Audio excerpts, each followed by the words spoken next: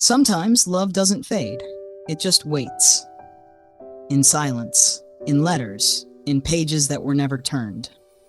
Welcome to Soulful Tales, where emotions take shape through whispered memories and quiet heartbreaks. If this story touches your heart, please don't forget to like, subscribe, and leave a comment below. Your voice matters. Your story matters. We're here to listen. Tonight's story is about a woman who loved deeply but spoke softly, who wrote letters for years, but never sent a single one. This is the letters you never read. The first letter wasn't supposed to happen. I was 17, you were 17. We weren't anything. But still, on a rainy Tuesday when your sleeve brushed mine outside the school library, I felt my heart stutter. You didn't see it. Of course you didn't. You were laughing with someone else. But that night I went home, opened a blank notebook, and wrote, "Dear you, I think I might be in trouble."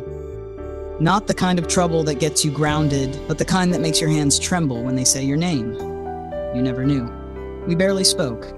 You were 2 seats behind me in economics. You chewed your pens. You tapped your foot to a rhythm only you could hear. I watched. I noticed. And I fell, quietly, slowly, without asking for permission. I didn't send the letter. I folded it neatly and placed it in a box under my bed.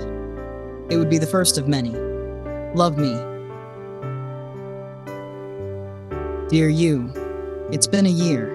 You still don't know, but I've memorized the way your fingers wrap around coffee cups, how your laugh curls at the end like a wave breaking gently. I've watched you fall in love, not with me, with someone else. She wore bracelets that clinked when she moved. She walked like she owned the world. She wasn't me. I watched from across the quad while you tucked her hair behind her ear. My heart made a sound I didn't know it could make. A quiet shatter. Like glass under a blanket, I almost stopped writing. Almost. But that night I wrote again. Dear you, she's beautiful and you're happy. That should be enough for me, but somehow it isn't. Sometimes I wonder if you ever looked up in the middle of a crowd and felt like someone was staring with a storm in their chest. That was me. Love me. Dear you broke up with her last week. I heard from a friend of a friend. You didn't cry.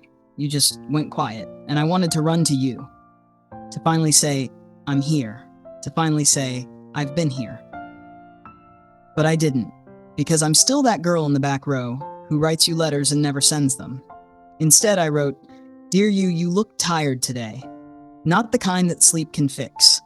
The kind that sits behind your eyes and steals the color from your smile. You were wearing your gray hoodie again, the one with the fraying cuffs and the faint coffee stain on the sleeve.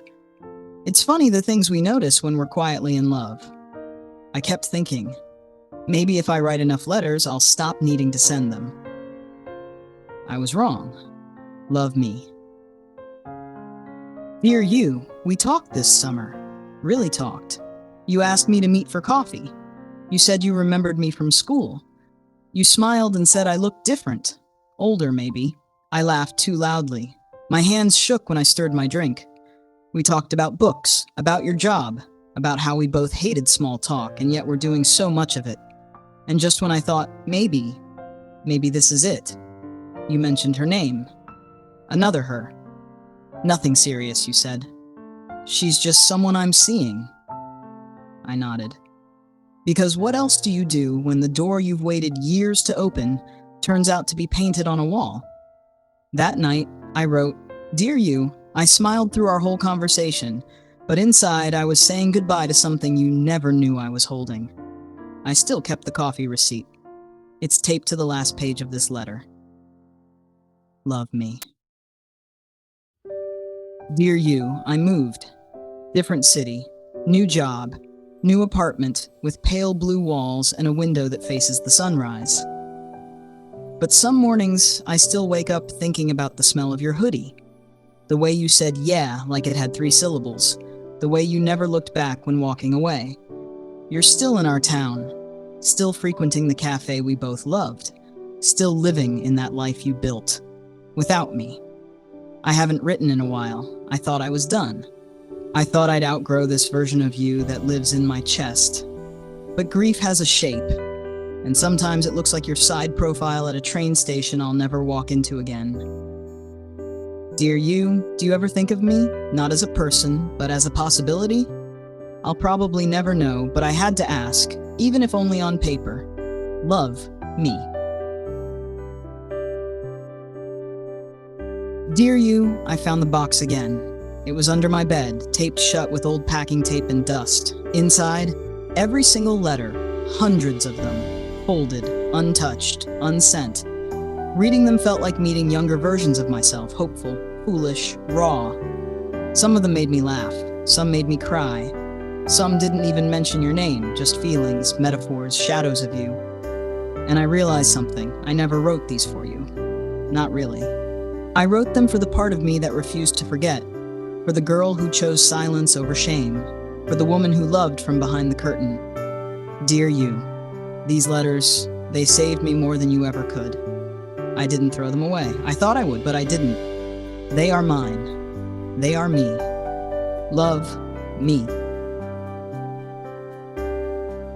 Dear you, something strange happened. A friend visited. She borrowed a book from my shelf, and tucked inside that book was one of your letters. One I must have hidden years ago. She read it, all of it. And when she looked at me afterward, she didn't laugh. She cried. Why didn't you ever tell him? She asked. And I didn't know what to say. How do you explain a decade of silence? How do you justify loving someone more in memory than in reality? Dear you, I wish you had read them. But I was always more afraid of the answer than the silence. She told me to send them, even now, even late, even if you've forgotten me. I didn't say yes. I didn't say no. But that night I laid all the letters out on the floor and just stared. It looked like a life you never knew you lived in. Love me. Dear you, I saw the photo on someone's feed. You in a navy blue suit, her in a white dress that shimmered like water. You looked happy, whole, and I didn't cry, not right away. Just stared at the image for a full minute, trying to feel something sharp, but all I felt was the soft collapse of a chapter I never finished writing. You got married. She gets to call you home. She gets the Sunday mornings and the bad jokes and the tired eyes. I don't envy her. I don't even hate her. She just won. And I wasn't even in the race. Dear you, you'll never know what it cost me to love you quietly.